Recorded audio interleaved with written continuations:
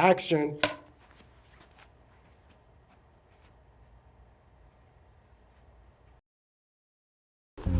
Cracked. Dopeboy Residues is what I called it. A true story of a drug dealer who started smoking crack and found himself homeless in the streets. As I tell you this story is about me.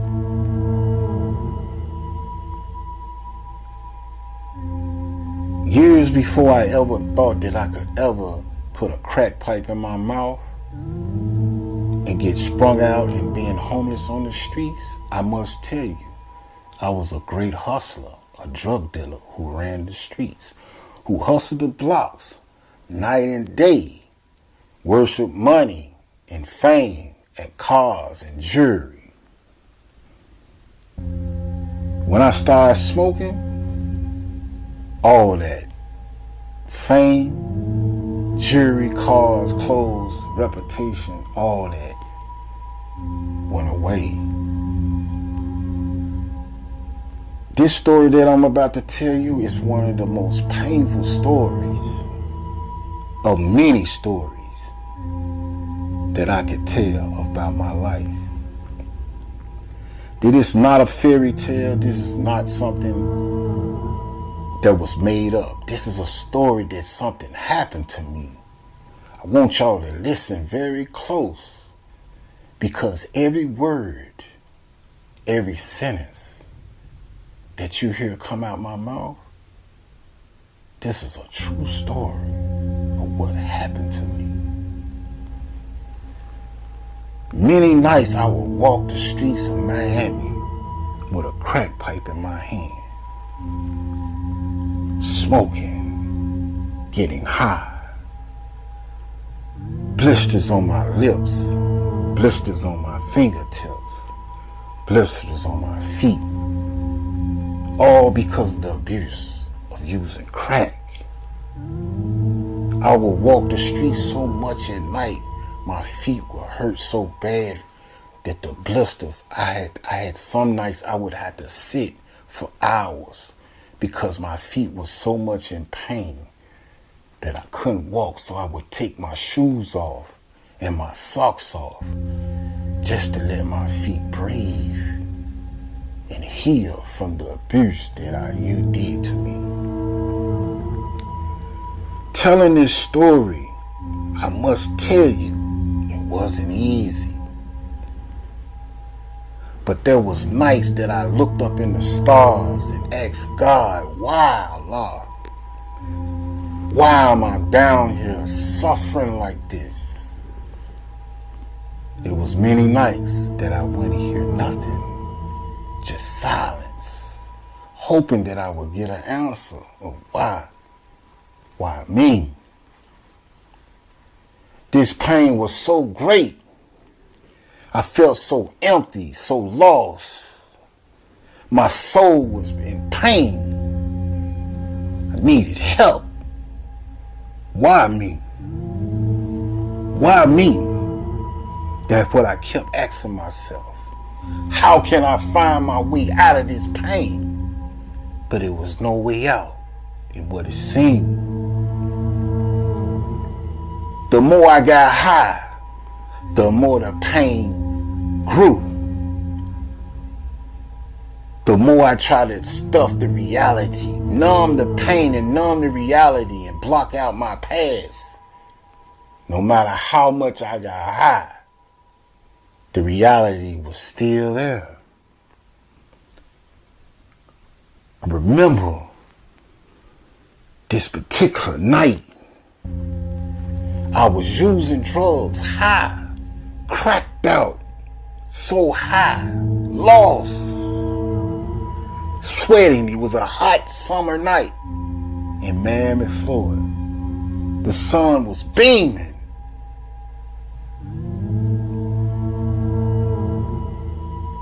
Night and day, the heat was so hot. Using drugs, you sweat bad. I remember walking the streets, asking myself, what are you going to do with your life? Is there anything you can do to help your life? Go get some help. You need help. But the love of addiction, the slavery of addiction, had me trapped in the jungles and the ghettos in Miami, Florida. I would use drugs continuously, running from shelter to shelter, soup line to soup line, detox to detox, rehab to rehab, trying to run from my reality. The more I tried, the more I failed. The more I got up, the more I failed. The more I tried, the more I kept falling, asking myself, why me?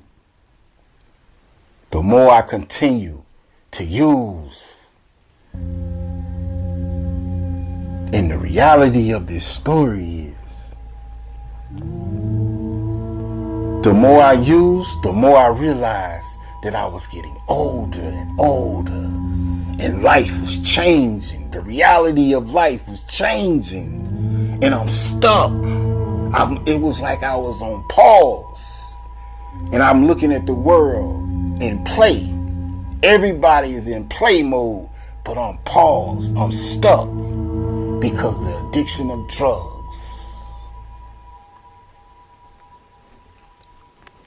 Telling this story, it may not come out perfect, but I need y'all to hear the pain. I need y'all to hear the reality, the suffering, the pain, the hurt, the struggle.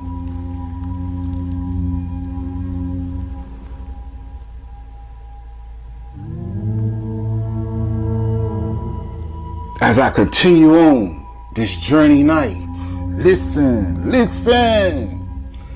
I continue on this journey night. I'm getting high, lost in the streets. I'm getting high and high. Thinking about my life, my reality is gone. The dreams and goals that I had for my life, they gone. The plans that I had for my life, they gone. And the more I got high, the more I felt depressed, empty, lonely, sad, lost on earth, lost in the trenches, in the jungles of the ghettos, of the streets.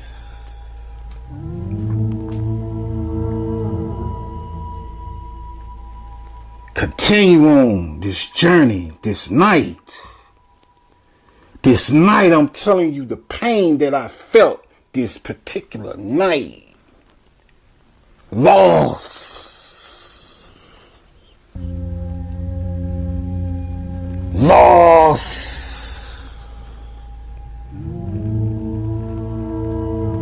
I'm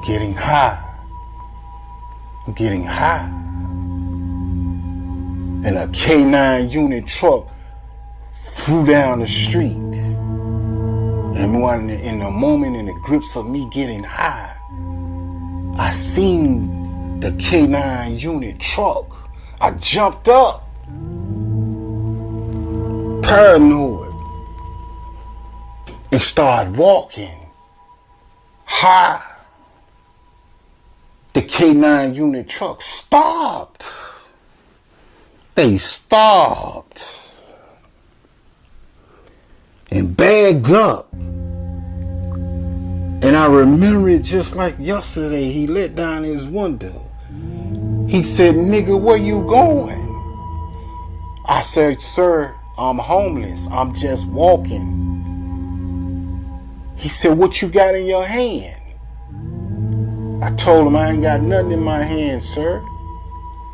He said, "Put your hands up." And I ran. Running because I had paraphernalia and crack on me. As I ran and ran and ran and ran, all I wanted to do was get rid of the crack pipe and the rocks. I'm running, and as I'm running, I hear the truck making a U-turn. I hear police sirens coming. I hear police sirens coming.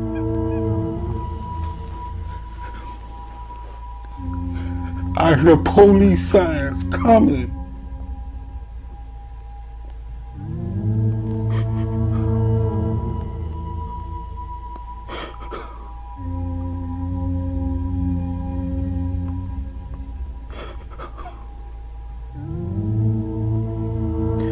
I threw the crack pipe and I laid on the ground. And I told him, I freeze, sir. Don't hurt me, sir. I ain't got nothing. They jumped out their cars. They pointing guns at me and they told me to get on the ground. Spread your legs, take your clothes off. What you got on? You got any weapons, any sharp objects? I said, no, sir. I don't have nothing, sir. I pulled out my clothes, butt naked, no clothes. They flashing a light on me, saying, that ain't him, that don't look like him. I said, sir, what are you talking about, sir? They say, you broken a car lot around there. I said, no, sir. It wasn't me, sir. It wasn't me, sir. I don't steal. I don't break in cars, sir. All I remember was a car pulling up. A security car. And say, yeah, that's him. That's him. Before I know, they had my ID. They looking at it, my ID. They say he's not from here. He's a Muhammad. His last name Muhammad. I said, sir, what's going on, sir? I didn't do nothing, sir. I didn't do nothing, sir. Please tell me, sir, what I do. They say, you broke in a police car. You broke in a car around the corner on a car lot. I told them, go check the cameras. Go check the security cameras on the lot. It wasn't me, sir. The more I begged, the more police cars pulled up. The more I begged, the more I seen them plotting and scheming. And all I could say was, God, Allah, please, don't let them hurt me, Allah.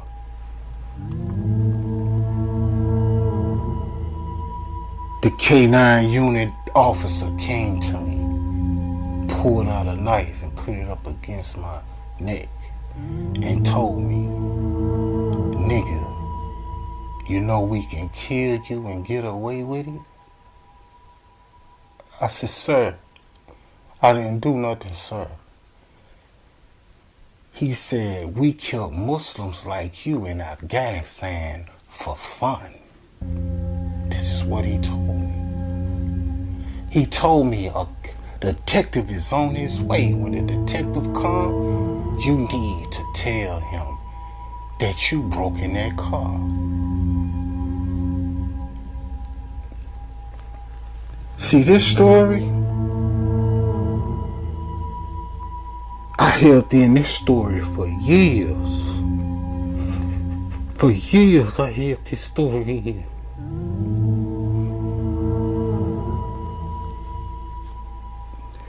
When the detective came,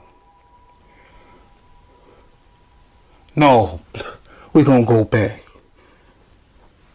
Before the detective came, stay with me. When he put the knife up against my neck and told me that he killed Muslims like me for fun. He said, this is lunchtime. I didn't know what he was saying when he said that. Listen,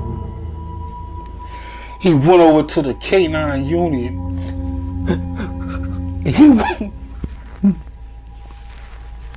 He went over to the K9 unit truck and got the K9 unit dog out.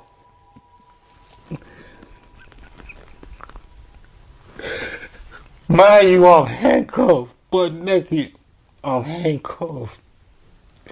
And he pulled the dog in and the dog started biting me, biting my legs. He's smacking the dog. He's smacking him and smacking him and making the dog madder.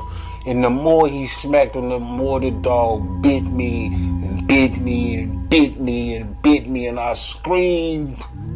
I screamed to the top of my lungs.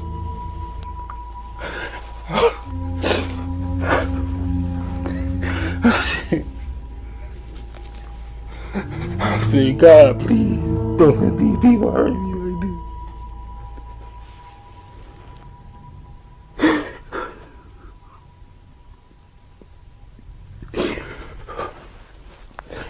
I said, please don't let these dirty people kill me, Allah, please. Please, Allah, don't let these people kill me, man.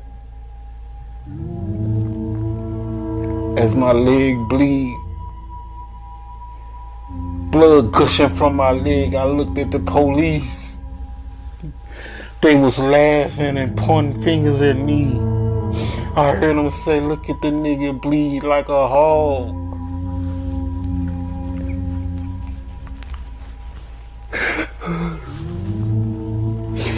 The nigga said, look at the nigga bleed like a hog.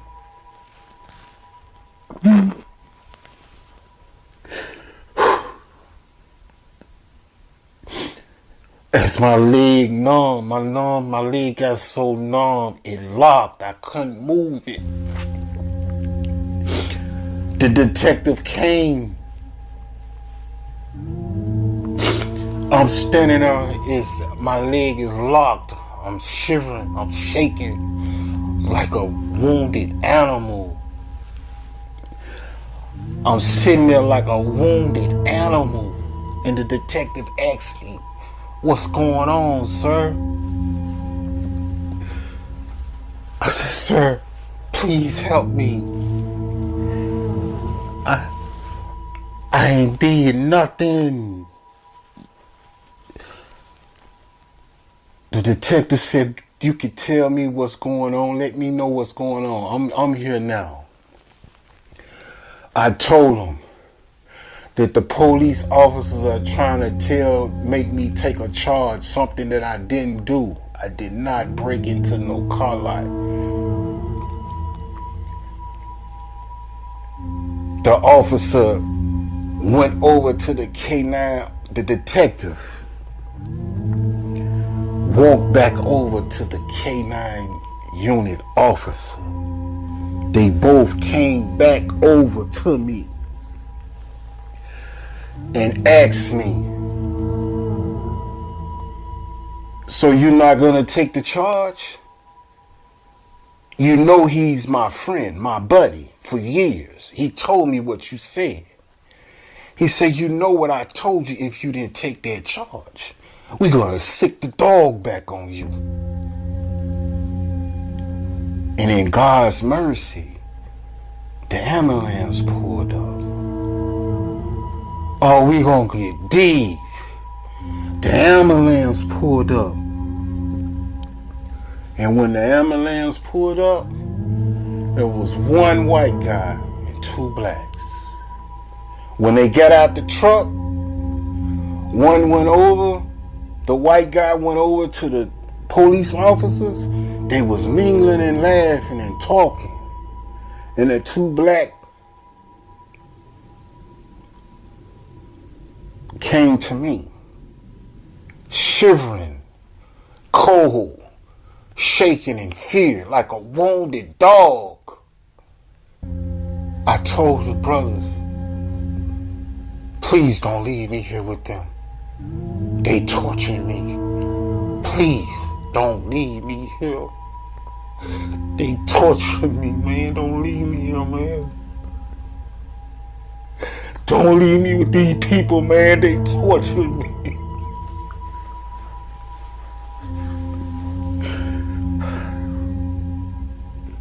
I seen the fear in their eyes. I seen the fear in their eyes. Like they seen a ghost. I seen the fear in their eyes. It's like they seen a ghost.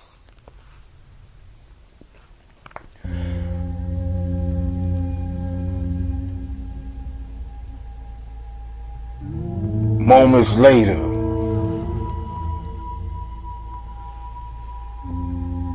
they said, let's go. He don't need medical help. No. I can hear my soul drop. I said, no, don't leave me here. Don't leave me here with these people, man. Don't leave me. Don't leave me here with these people, man. Don't leave me here with these people, man. Don't leave me here with these people, man. Don't leave me here with these people.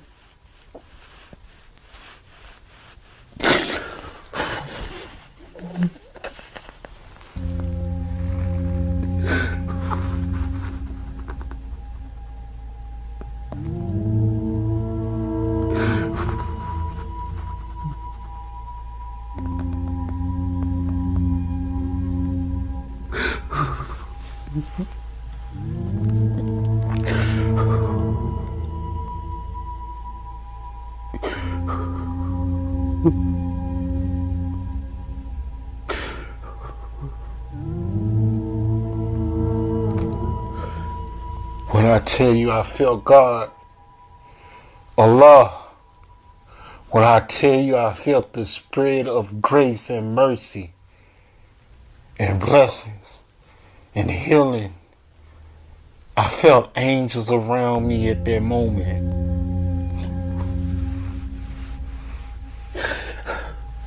I felt them angels come around me, man. You're not listening. I felt them angels.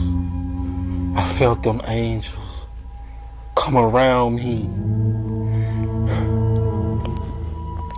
The ambulance got in a truck and they drove off. My leg had over 10 dog bites. Deep. They were so deep. My leg was bleeding bad. The dog had took advantage of my legs. And I laid there, shivering, lost,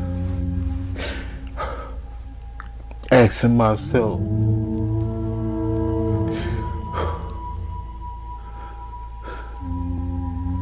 they never called me by my name.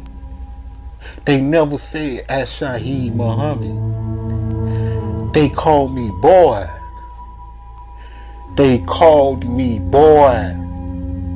They never acknowledged me as As-Shaheed Muhammad. When I tell you that the story that I'm telling you, I'm telling you what happened to me in my addiction. I'm telling you what happened to me, what those officers did to me. The pain, the torture, the lynching, the police brutality that happened to me. Allah put his angels around me that night. I felt them. You know how I felt them? Because I'm here to tell you the story. I'm here to tell you this story about what happened. That was over 20-something years ago.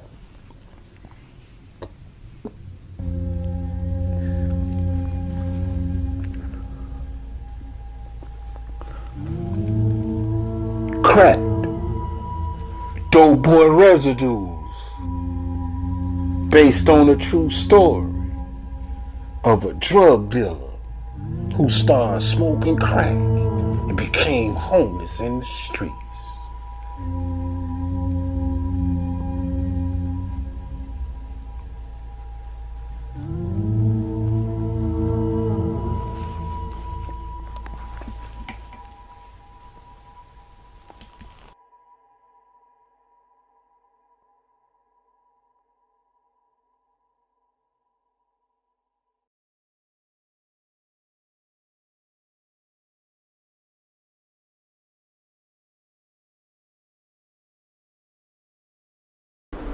So tell us about the book, and how did you come up with the title Crack?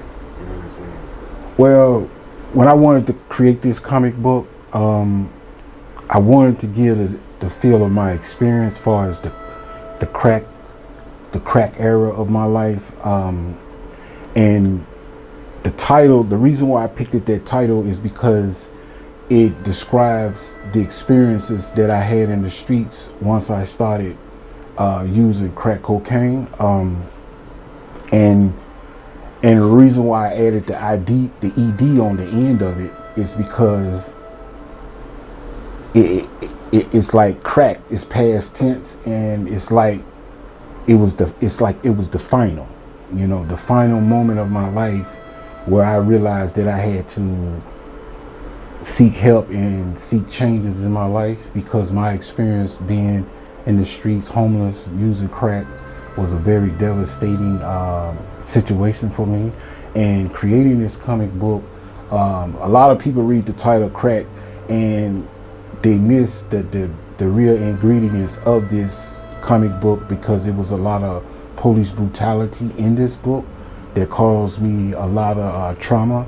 So I wanted to create this book to tell my story and what it was like being in the streets on crack cocaine in Miami, Florida.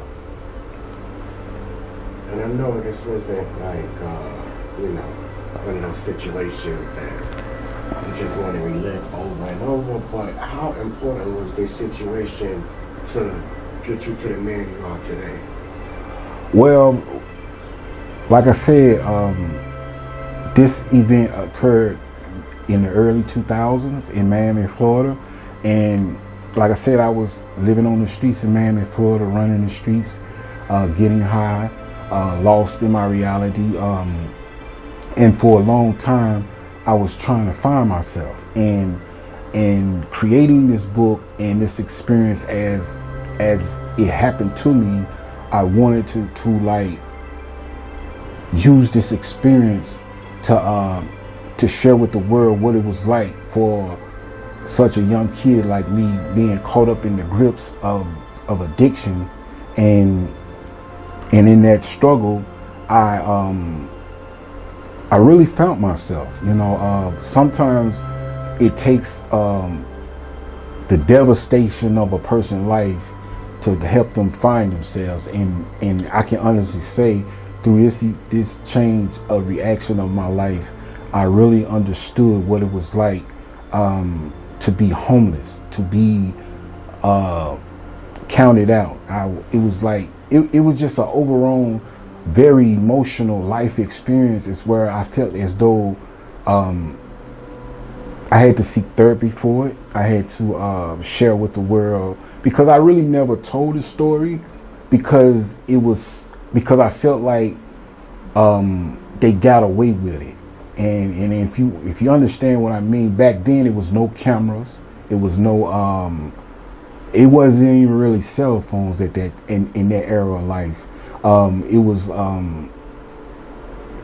like camera phones. It was cell phone, but it wasn't camera. The camera era wasn't as like it is now. And plus the event that occurred is where the police used their dogs to sick them on me and falsely accuse me of a crime. It was very emotional, and to use this book and my story to bring awareness to police brutality, to bring awareness to just discrimination of a human.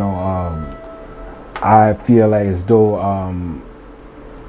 it was very painful to understand that people look at our race and still to this day they still torture us, they still shoot us down, they treat animals, dogs and pets better than the average black human being.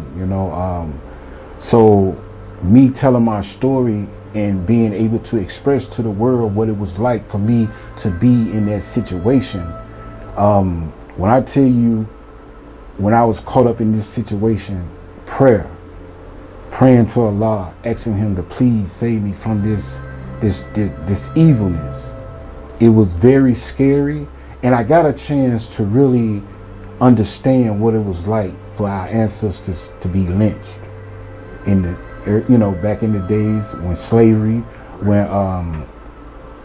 when they was hanging us from trees, they would tie us up and to horses, and they would stretch our bodies apart. They would cut open the female when she was pregnant. They would cut the woman's stomach open and pull the baby out and stomp its head. All that went through my head when this was occurring in my life. Especially down there with the alligator babies to catch alligators and stuff. Yeah. In that moment in time, what was your biggest fear that was going to happen? Well, like I described to you in the book, one of the K9 units, he put a knife to my neck, and he told me that, he said, "Nigga, we could kill you and get away with it." And when he told me that, I already, even before that even occurred, when they handcuffed me and I had no clothes on, I was butt naked, I knew. I started praying instantly. I was asking Allah to please protect me from this evilness. And so in doing so, it was just scary, bro. Like I said, when it came down to that event, I just pictured my ancestors, the fear, the trauma, it was just a moment of you can't even explain it, bro. It just, I know today that I live to tell this story, and also, like I said, I've been published a book maybe 2 years ago. Sold a lot of copies of it. It's a good book. A lot of people gave me good feedback on it. And it's a great book, and so what I wanted to do, I wanted to be able to give a short documentary of this book, and so other people can know that when I talk about the book called Crack, Dopeboy Residues, the reason why I put the Dopeboy Residues, because these are some of the consequences of being a drug dealer, because a lot of people want to be in that lifestyle. A lot of people love the lifestyle, and you see drug dealers controlling the streets, and people glorify that.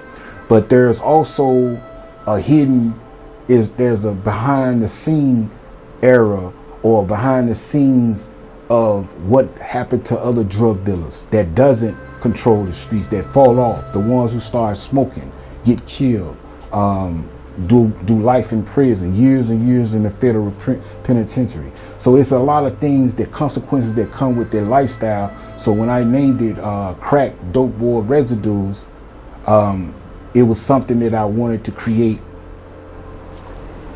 So did you ever picture yourself surviving through that day and being able to tell your story to others?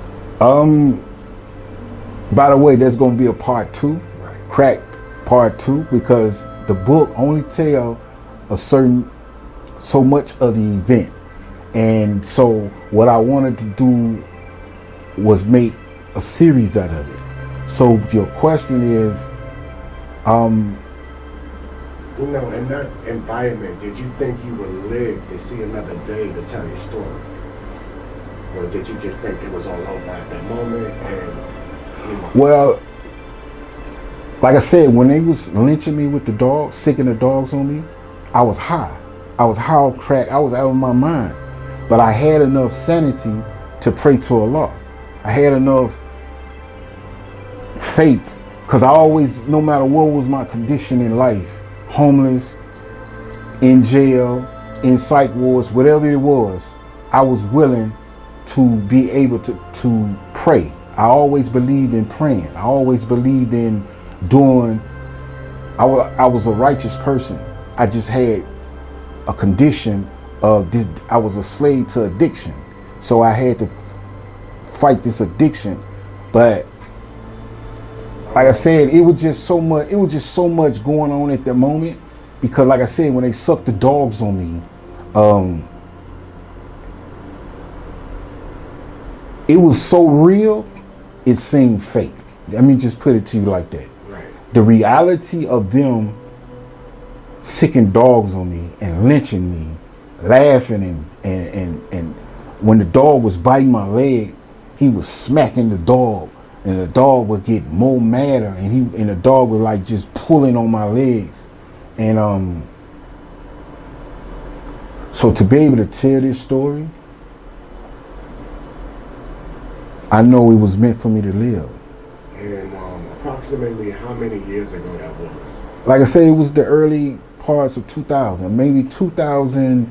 I think it was either from 2004 to like maybe 2003 to 2007, somewhere in that era. Because I went to Miami twice. See, this was my second time going to Miami. See, I had been to Miami maybe 2-3 years prior to me being there at that moment. But this particular moment, I was there, and like I said, I was homeless on the streets. I was using drugs, and that event occurred as where I really don't want to get into detail for the second book, but I just want to stay on the event. So it was a 2-part question, actually. All right. Do you believe the same stuff is going on present day in 2025? Of course, yes. It's, you can see it on TV. Just a guy in New York. He was incarcerated. The officers had him. They was choking him or something. He died. You know. So right. yeah. Talk about specifically in Florida. And of course. It just, the only difference now is the cameras.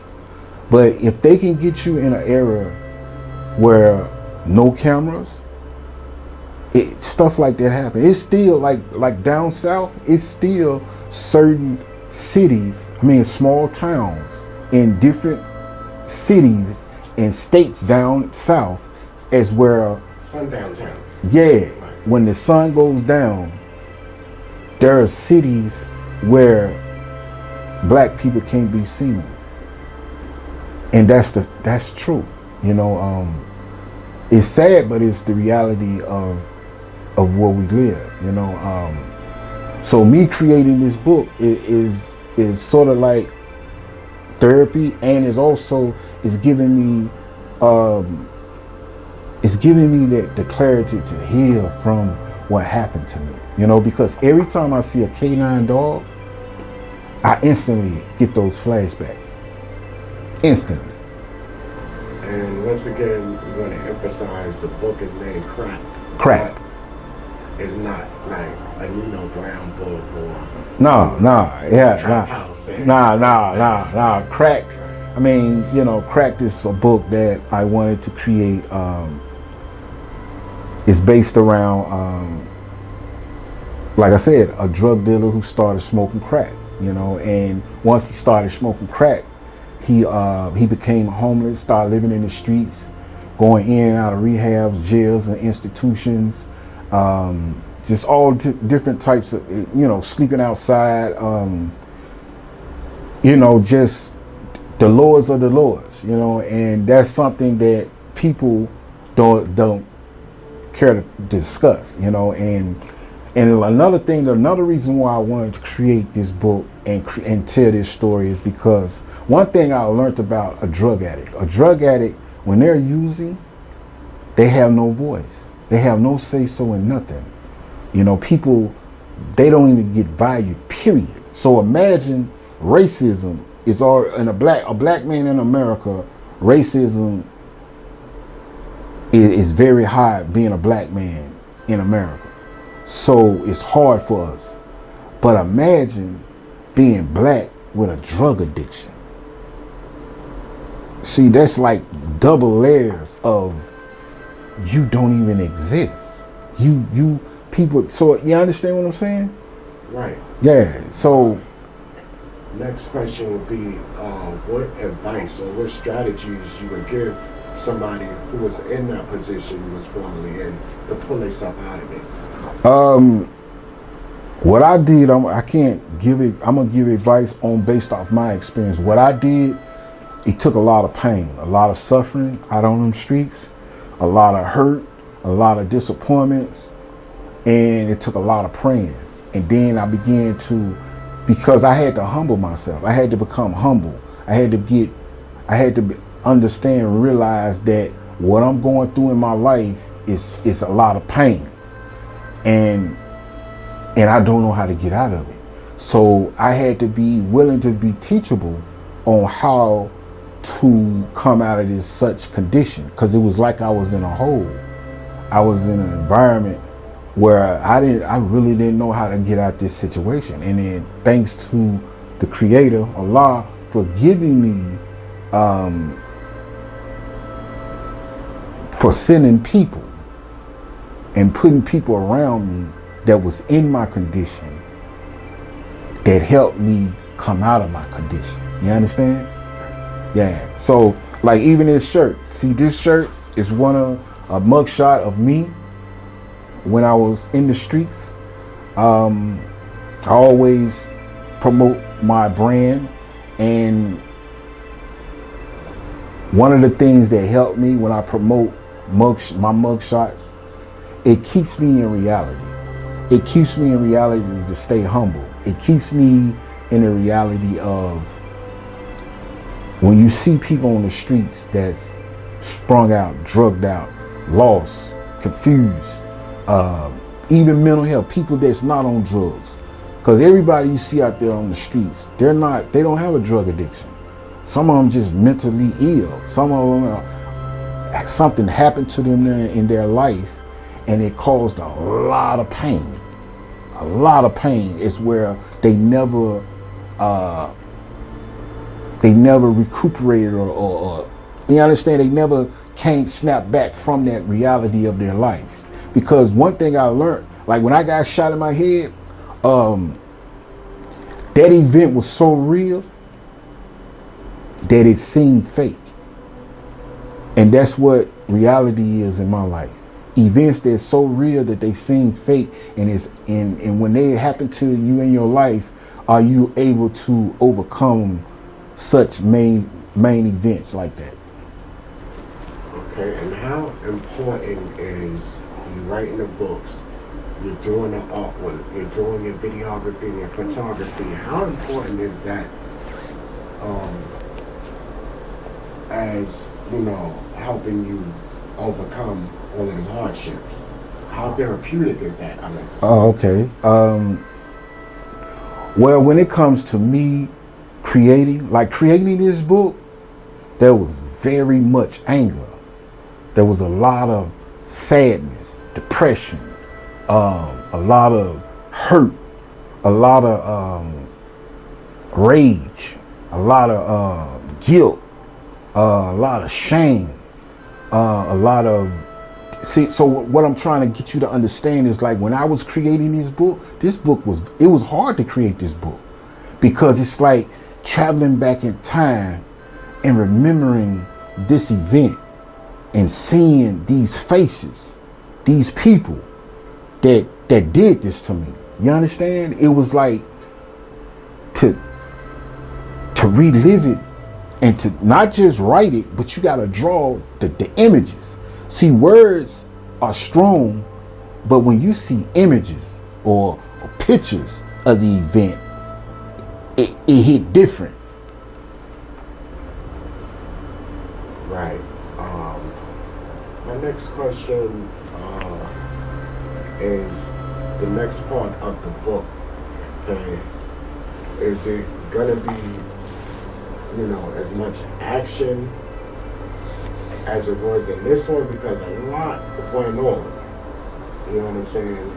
And a lot of it was groundbreaking and life changing. So is this another transition in your life that occurred in the next part? We're gonna say that for the next book, but I will tell you this, that it didn't stop there. It was more. It just was more that occurred after the actual event that was on the scene. I'm gonna call it a crime scene because that's what it was. It was a crime scene, and they got away with it. But I ain't gonna say they got away with it because now that I don't got older, see, I know that the creator, I truly believe that you reap what you sow. Like karma. Yeah. And that was my last question was, do you think these guys are still out there comfortable doing the same thing and to others? Because everybody might not be as strong as you. I'm pretty sure because I know I probably wasn't the first. I know I wasn't the first person that they did that to. So on saying that, you know, a lot of them may have passed away. I don't know. I mean, because like I said, on the scene that actually happened, it was like anywhere from maybe 10 to 15, almost 20 officers on the scene watching this, and for them to sit there and not one of them to say, yo, I don't think this is cool. Not one of them. That's a scary. That put fear it put fear in me to be around those type of people, you know. So in saying that, you know,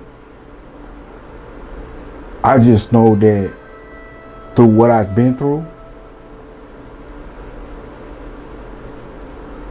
it was very challenging, but I do believe that the Creator put his grace around me and his mercy. I know he did. On that scene, when I was down there, on that scene, on that ground, I know for a fact, I felt it. I felt it, the presence, that they ain't gonna kill you. Would you be willing to give like a screenwriter or a producer, you know, the story? I mean, yeah, of course. I mean, the goal is to create books and stories and documentaries to share with the world different ins and outs of my life, and to get the stuff that I need to bring my story to the big screen TVs to share with the world. Because like I said, I truly understand and believe that my books, my story is to be studied.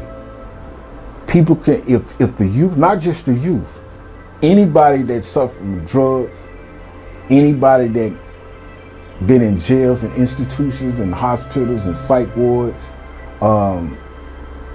penitentiaries, rehabs, detoxes, if they study my life story, they can learn a lot from my life. All right, and with that said, what are some of the things that you've done in present day to give back to others? You know what I'm saying? Who might be in those situations, on drugs, in the streets, whatever. Okay, a lot of things. I travel to different. In my years of recovery, I've been traveling to different schools, sharing my story. I do speeches. I travel to rehabs, share my story. I see people, like anybody that purchases my books online. I use those funds to feed the homeless, and that's mainly what I like to do. When people support my brand and give to share with me, when I share my story and my comic books with the world, I use those funds to feed the homeless. I give out shoes, socks, clothes. I do a lot of things, you know, because like I said, when I see people homeless on the streets, struggling in life, it bothers me. It bothers me because I know what it's like to be there and nobody cares. People will see a homeless person and it's like they don't exist. Right, the program like that, you know, they got set on fire and they watch and sit there and burn. Yeah, so it's like, so for me, when it comes to, see, I always understand that there is nothing funny about a drug addict. When I see people laughing at homeless people, making fun of them and marking them, it bothers me because you don't know how they got there. You know, you don't know what happened to them in their life. And it's like you should be very careful of what you make fun of. Because it may not hit you, but it can hit your family. Then another thing I realized, right? Every family got a drug addict in their family. Every family. I don't care what family you are. Every family has someone either struggling with drug addiction or mental health. And it's never funny to make fun of the people. So me giving back to the world, man, when I see homeless people, when I see drug addicts, and me being clean and they knowing my story is a light for them. It's hope for them, inspiration for them. Because I don't talk to a lot of them, and they look at me and say, man, I know I can get better because you did it. All right, and how about, because you do a lot of lectures for students also, children. Yes. Right. So, you know, we talked about the people who are already addicted, but how important it is you to stop them from making the same mistakes you made by talking to the students and the children in the future. Well, when I share my story, cause see, I heard somebody's story when I was younger, but my mind told me it ain't gonna happen to me. You see what I'm saying? Cause when we young, we feel like we're invisible. So it's like, you can share your story, but one thing I realized, the people that was trying to warn me when I was a kid, every time something happened to me, their faces was in my head. I remember their stories. So that's why I believe in sharing my story. You may not get it now, but down the line, you may catch on.